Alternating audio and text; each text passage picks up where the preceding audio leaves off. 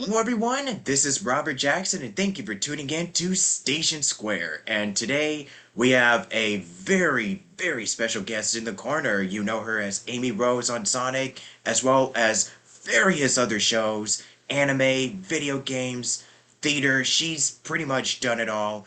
And I am really pleased to talk to Cindy Robinson. Thank you so much for joining me on this lovely Monday afternoon. Hey, how you doing?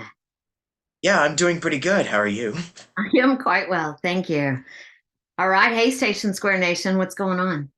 Yay. Yeah, if anybody is catches this on YouTube, just hey, just give a shout out. Yeah, right on. Hi, everybody.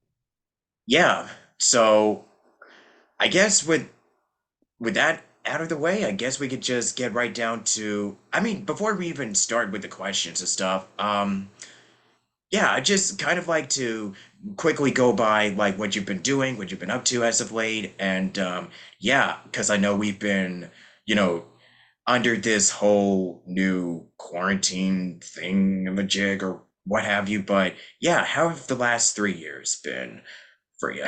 Like as far as The when it last comes to year dealing with I know there's been remote recording. I mean, as yeah, I have my little closet space in the back. So hey, we're just kind of doing this like right in front, like with our recording space behind us. So that's pretty interesting. But yeah, how's it been for you? Like, what have you been doing as of right now? well, there are some things that, of course, we can't talk about, Oh, but totally. Sonic Frontiers came out this year. This year, last year, I well, think November. recently, recently, Yeah. yeah. Sonic Frontiers came out, and so that actually has been quite a thing, and everybody's just given it such love. So thanks to all the fans for that. Um, been doing a couple of appearances here and there. I went to C2E2 in Chicago recently, and a couple of really great places. Unlock the Con up in Seattle, actually Auburn, Washington, and that was terrific. So yeah, I mean the pandemic was interesting, but it made us all want to like make sure that we had our recording gear up to snuff, and actually it's been pretty busy.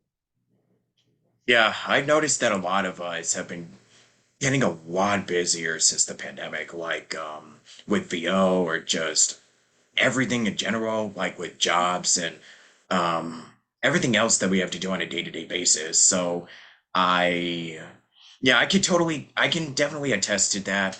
Speaking as a fellow voice actor myself, like it's been bonkers. Like this morning, I was just doing like a couple of like just catching up with emails and all of this other business stuff. So yeah, it just never stops. Like it just never ends, as a voiceover artist. Like if you're doing freelance or full time, like the work just doesn't stop for in a day-to-day life of a VA. Yeah. No, and there's a lot. I mean, when you run your own business, you know that. Oh Uh, yeah. Yeah. sure, it's not just jump in the booth and work. It's, auditions and Uh-huh. social media and all of that stuff. So Oh yeah, definitely. So I know that we got quite a bit to talk about for today. So I was looking at your resume and portfolio because I like doing my homework before interviewing the guests, and yeah, I do find it really interesting that like a lot of actors that I've had on the show, like you got your start doing theater and on Broadway with your humble little beginnings. So was this always something that you wanted to do? Were there like other like career paths that you were sort of considering before making your start into, performing in the showbiz and all that good jazz? no, no, there was nothing else I wanted to do. I started my dad was a local celebrity in Oklahoma City. And so I grew up in a theater, riding around on his shoulders as he was doing Captain Hook and stuff. And so I started working professionally in theater when I was 15 and moved to New York when I was 19. And that year was incredible. I got my equity card in 3 weeks, and I got my first Broadway show 9 months after that show. 9 months after I got there, and Stephen Sondheim put me in my first Broadway show. It was Into the Woods, And it was 1989, actually, when that happened. And what an incredible experience that was. And that was a wonderful time and a really big deal in my life. He'd been my idol for a long time. So right after that closed, I went into Peter Pan and I did Wendy and covered Peter for 3.5 years on the tour and on Broadway. Took a little bit of time off after that and then came back and jumped into Carousel at Lincoln Center and then did a bunch of stuff regionally all over the country and toured internationally with Evita. And then decided actually that I was going to come out to Los Angeles to do jingle singing. And I don't know if you all know what jingle singing is, but it's all the little songs for advertising and marketing on commercials. And that was about the time that they stopped writing so many jingles and they started licensing pop music. And then, so that kind of really wasn't an option. And I met a writer who was writing, adapting GTO. And he said, I can't get you the job, but I can get you an audition. And he got me the audition. And it was being directed by a woman who had never directed before and I had never done an anime before. And she's like, I'll take a risk on you. And that's kind of how the whole VA thing started. I don't think I even really knew it was a job. Um, it wasn't, it was something I kind of fell into. And then because of all the Broadway stuff, just kind of happened to be, something that I think I was naturally good at. So was that also how you ended up joining SAG out of curiosity? Oh, well, SAG is, I mean, I was already equity because I was working. So that's the Stage Actors Union. And then I was SAG. I got cast in a movie called The Nutcracker and the Mouse King. And it was with the Eric Idle and I don't remember who else was in that. Anyway, I got cast in that. And that happened to be a SAG gig. And that was how that happened. Right on. Yeah, Yeah. well, I just want to say congrats, by the way. Yeah. Yeah, so after you kind of made your way into VO, like I'm just kind of curious, like did you watch like a lot of programming, like a lot of shows, like growing up? Like what were some of the ones that you recall were some of your favorites when you were growing up? Well, my dad and I loved Speed Racer. Which when I got to play Trixie, the mysterious woman in the reboot, I forget how many years ago that was now. That was kind of a big deal. But Looney Tunes, man, Looney Tunes all the way. Bugs and that stuff. That to me is just classic animation. Um, then the Disney stuff. Little Mermaid was a big eye opener for me because it was a Broadway thing. It was all of a sudden they were doing musicals as animated features. And it was the first time that they had put a little redhead in something that was, not being teased about, but she was the pretty one. And I think I really identified with and loved seeing a little redhead person not be teased about just how freckled and white she was, all the time and being called a ginger. She could be the pretty one too. And so I think those sorts of things really resonated with me when I was growing up. Oh, totally. And we all really love our Looney Tunes and Wow, you gotta can't get can't beat the classics. Yeah. uh-uh. Oh, totally. So with your experience being an actor, like I know that you also switch on many different hats, like you're a writer, you're a director. So do you enjoy, directing other actors, like and also writing for, other clients and stuff? So I'm just kind of curious if you enjoyed the process of like, being somebody like on the other side of the glass, or do you just love performing?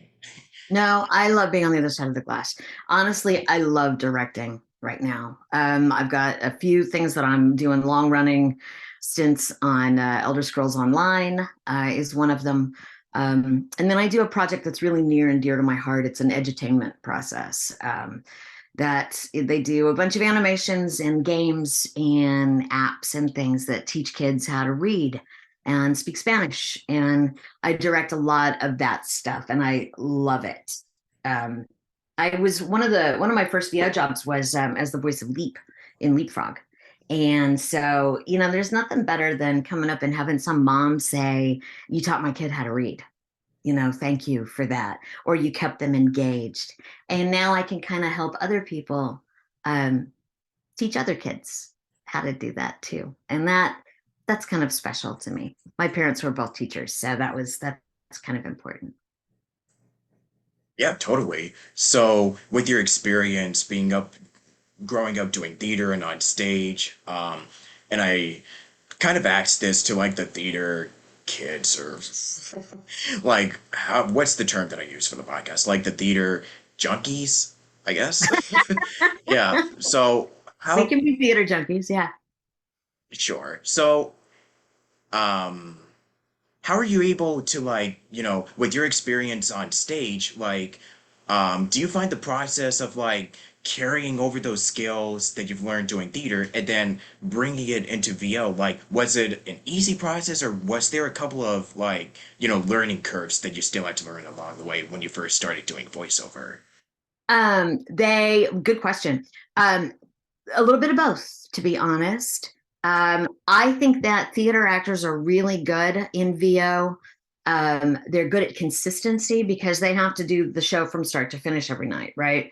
As opposed to one line at a time or just hearing a voice. They can create an entire character. And that's really important, in theater. And there's no second take. In theater, it's like make it happen. Know what you're doing and be solid and confident. Now, I would say that the one thing for me that was tough was diction, stage diction, because on stage, it has to be overly enunciated for the most part, you know, and on mic, it had a tendency to sound pretty stilted. So that I think was one of my biggest carryovers. Was that enunciation, and I had to really learn how to what we call dirty it up, right? Make it a little muddier. It was a little too clean. Oh man, like enunciation addiction. I remember that was one of my struggles when I first started doing VO. I'll definitely say that I've gotten better over time, but it still is kind of like, um, particularly when it comes to tongue twisters, which are kind of a really good exercise when it comes to, you know, long monologues that you have to do. And trust me, there's so many monologues that I have to do it for. I mean, you do a lot of monologues on stage, but for VO, I think that's also another carryover. It's like having to do these long, like especially if you're doing like an audiobook, I feel like doing long lines of dialogue so much. Like I remember, I know that there's like audiobooks that, like even if you're just doing an audition, there's like 3, 4 pages of words, and you got to make sure that every single one of them, it's like, isn't muddy and they're people can understand, and yeah, there's like a lot of diction that's involved, so that's a challenge. And it could be really tricky if you're doing a character that like talks really really really really really fast, like you know the Speedy Gonzalez type of characters where they're like they talk really fast, and it's like and it's boom boom boom boom boom boom boom boom boom. So that's a challenge. The fun part is performing. There's a lot of other different challenges that goes along with that. So yeah, I just brought it up because from my experiences being up on the stage and then doing VO, it's like there's a lot. Like I was just talking with someone yesterday where it's like VO is one of the most it is incredibly hard to get into, like one of the hardest to get into in showbiz. And I honestly, like, I know the answer can be different for everyone, but I can definitely agree because now more than ever, um, there's a lot of new people there's a lot of new voice actors that are getting their start because if there's one silver lining when it comes to VO, like it definitely like we were talking about earlier, it started getting a lot busier. So there's a lot of new actors that came from the stage, that came from radio, that are just getting their start. So there's a lot of new faces, and like the industry, like it can be pretty competitive. Um, and learning how to being your own boss, being your own business. And there's a bunch of other, discussions and topics that I would go into with other guests that I've had on the show. So I'm not gonna drag on too long about this because we do have a tendency to just ramble on this show, which makes the best type of, podcast, off the cuff. But anyways, moving on. I just can't you tell I like rambling? Just sounds So like you're passionate about what you're doing. that's also super crucial. Yeah, Indeed. write it down. Right on. To anybody listening. Um, so yeah, like you've done anime, you've done video games, you've done pretty much everything, and I'm not gonna ask like what's your favorite because it's like, oh, I It's can't like picking a choose. child. You can't. Exactly. You can't really choose a favorite. But what I will ask you is what was the one role, or like you could just name a couple that were kind of the most challenging for you? What are the ones that proved to be like, okay, so that is not like because I know that as an actor you kind of tend to fall into like, your own like comfort zone, but which were the ones that were like out of your like comfort zone, out of your wheelhouse? What were the most challenging, like physically and emotionally? Like what are some of the most challenging roles you've done so far in your career? Amy was challenging simply because we were constantly trying to find her for a while. So Mhm. that was a little bit of a challenge until we landed where we did. Another one that I would have to say might be Labris from Persona. She was half AI and half human, and then there's that funky accent that went along with it. So Labris was another one that was very emotional for me and very challenging. Um, I thought she was particularly well put together in that way. Oh, totally. Um, Because as actors, we can sometimes we sometimes get a role where we're like, oh wow, I can't believe I actually did this, you know? Because I didn't, because sometimes we would book something and we feel like, oh wow, okay, so I feel like um, it's not in the case of imposter syndrome, but it's like, oh wow, I can't believe I actually am doing this. So, might as well just, um, let's do it. Right on. Let's Um, do it. yeah, even if we're nervous, if we have, there's a hint of fear, like I mean, sometimes it can be like a good motivator because it's like, oh wow, this is gonna challenge. This is, Mhm.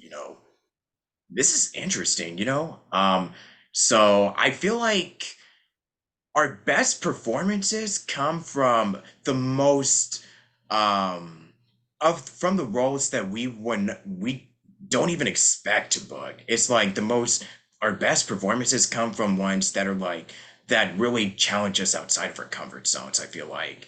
And I know that I know that our perspectives are kind of it can be a little different. It depends from person to person, but at least that's how I feel. Um, So you whether like the you feeling of agree. accomplishment? I'm sorry? You like the feeling of accomplishment? That's Well, what the you feeling of accomplishment is like, okay, so I mean, a job is a job, but at the end of the day, if it's something that I like to challenge myself when it comes to a role that I don't really book very often, or if it's something that's like really like deep or serious, then yeah, it could be like a really invigorating feeling. It could be a real, it's a like it fills your soul like in acting if you challenge yourself like if you um definitely like growing like as a performer and as a person, then that to me it's like okay, I know that you're definitely doing something right and you're definitely growing as a performer, and we're all getting better and we never stop learning every day, especially when it comes to the business. Yeah, Yeah, every that's totally true. single day. Well, the Yeah. business changes every single day too, so you kind of have to stay with that. Oh, yeah, totally.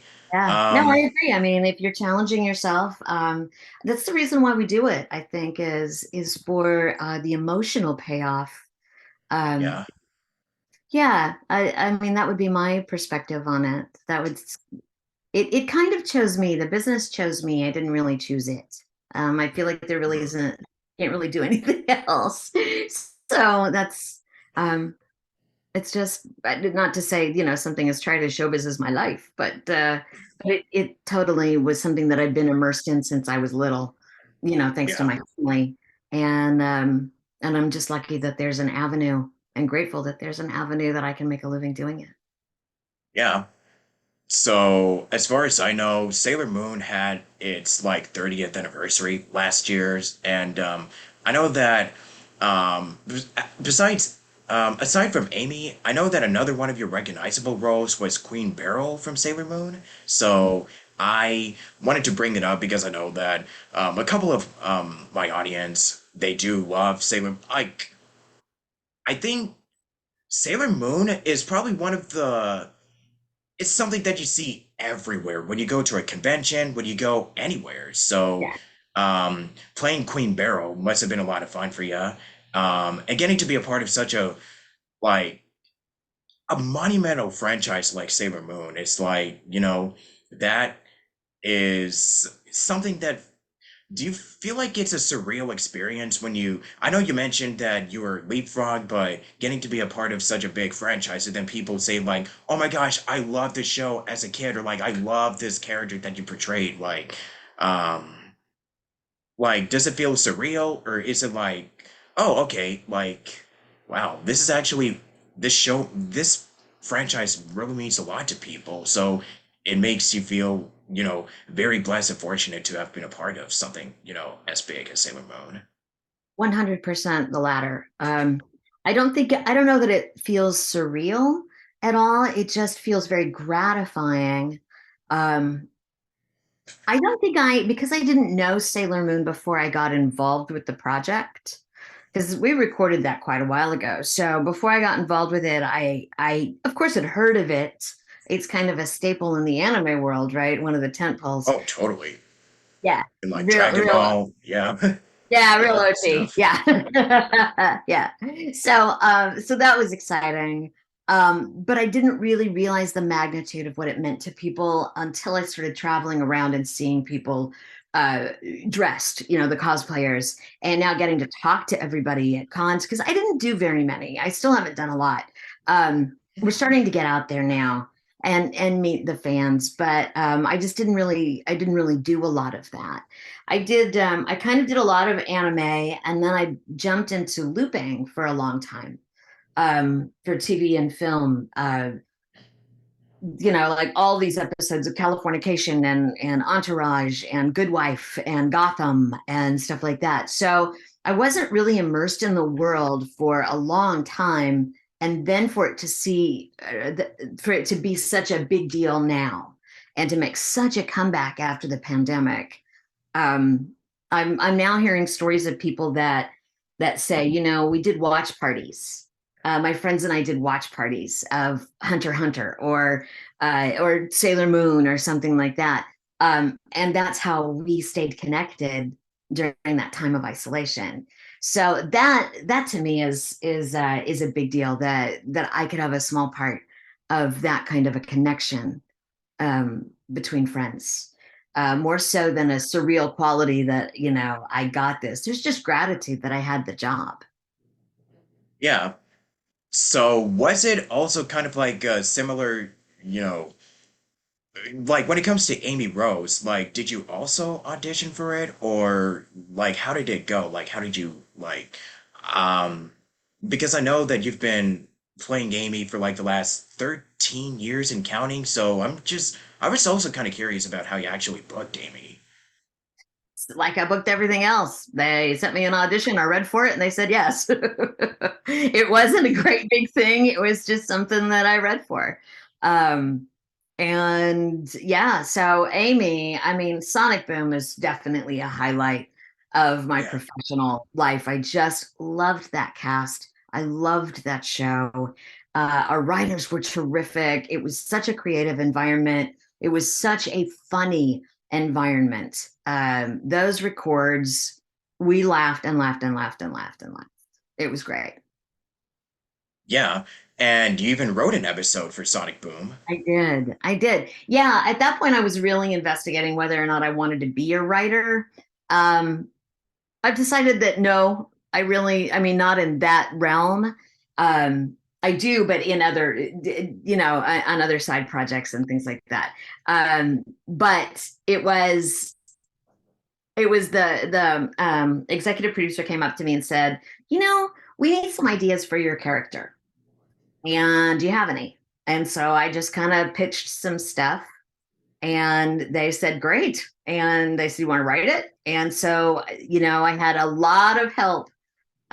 They really took care of me. So I turned in the episode and learned a lot in the process and had a great time. And it was a fun experience. It was a fun experience. Yeah. And I'm also speaking as a fellow writer myself.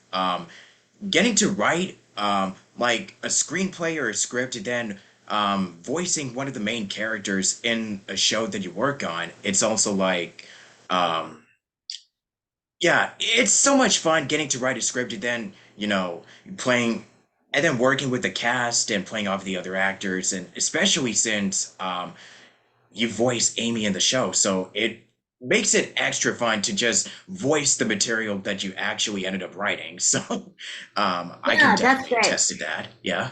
The other thing that was fun was like the writers would be in the room when we were recording, and so like there's the episode with fuzzy puppy buddies, I think is what it is, fuzzy puppy buddies. Anyway, they used my dog Gertie um as the basis. The whole little thing about the bulldog and all of that, that was actually my dog, and her name was Oh, Gertie.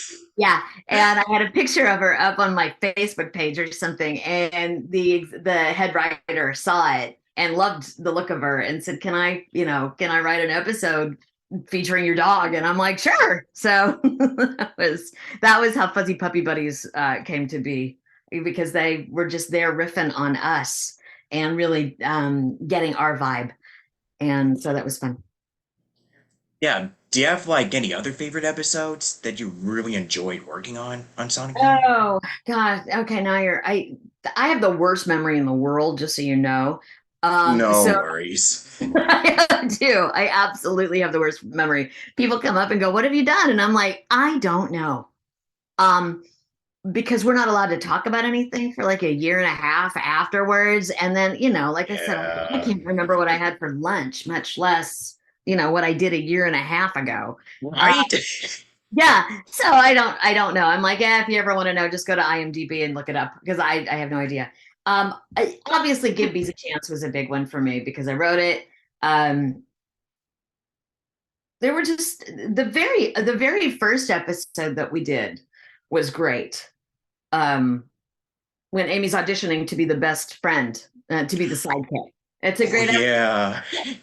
Yeah, it's fun. Oh yeah.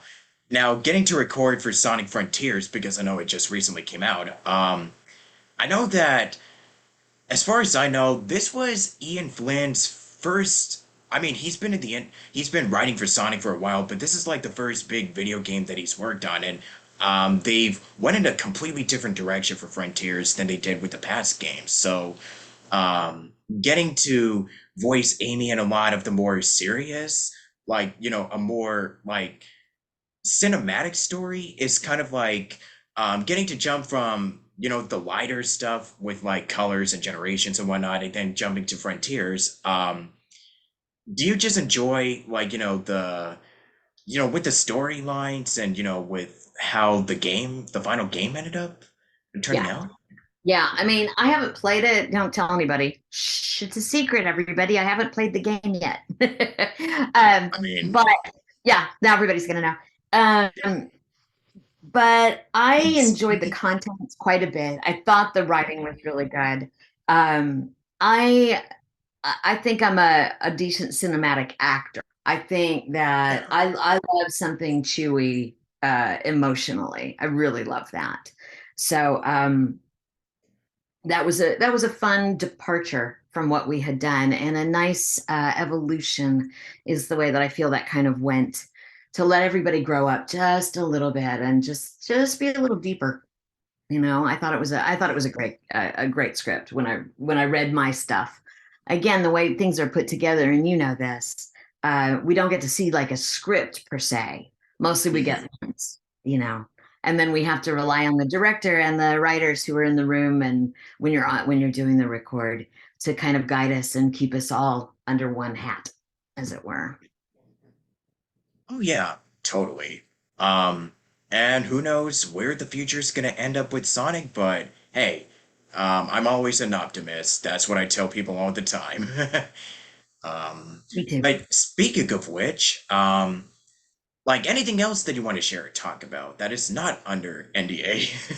I know Yeah. it's kind of tricky. Yeah, that's the tricky part. No, I mean that's it.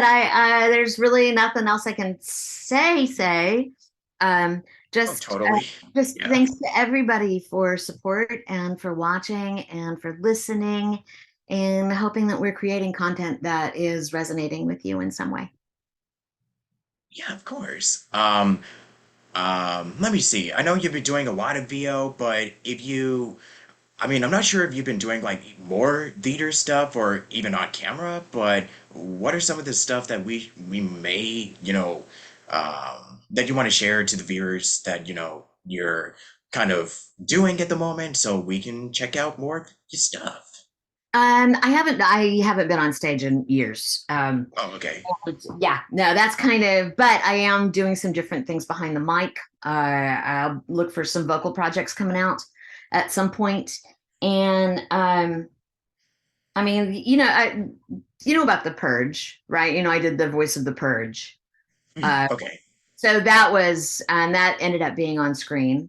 After Mhm. doing a voice in the movies, they kept bringing me back, and then they wrote a role for me to open season two in uh, in the series. So that was fun, and I hadn't done on screen in years and years and years. So that was a fun thing that happened right before the pandemic. Um, but yeah, that's, I mean, just keep listening for stuff that's coming out, and when I can announce things, I will. Yeah, totally. Any last piece of advice that you want to close out on? Advice. Wow. I mean, be nice. Yeah. I be nice. I guess that's it. Go into, be somebody that other people want to work with. Um, and that'll get you a long way, and be grateful. Um, So that's, which I definitely am. Thanks to everybody. I appreciate it. Yeah. And thank you. And we appreciate it right back. We feel the love. Awesome. Thanks for asking me to talk, Robert. I really appreciate you too. Of course. I don't think I have anything much else to say, but yeah, like, do you have an outro or anything? It's your show. Do you have an outro? Bye, Um, yeah. Thanks for everybody. watching and check out Cindy Robinson. She's awesome and phenomenally talented. And check out more of my episodes on Spotify, YouTube, and everywhere else. And yeah, until then, I'll see you all next time. And oh, actually, I do have an announcement. I'm just looking at the posters behind me. Yeah. Um, so I know that you were at Sonic Revo a few years ago. I can't believe I almost forgot to mention that. But yeah, how was, getting to be in the Sonic fan, like, these events that are happening, like you did a few years back? How was the experience of getting to be with, with the other crew members and whatnot? Oh, it's great. It's great, and get to meet all the different artists and things like that. They're a good bunch of people. Um, One thing I do want to mention is that we are doing We are having a Sonic playthrough for Sonic Frontiers, benefiting Okay. Alzheimer's.org, which I just lost my mom to Alzheimer's a few weeks ago. It's Oh, I'm a so sorry. it's something that's very, very near and dear to my heart. So if you all want to check in, I believe it's called Serving the Selfless, and I'll have some information on my social media platforms coming up. If you all want to tune in, please do and come and say hi. Yeah. My condolences, by the way. Thank you.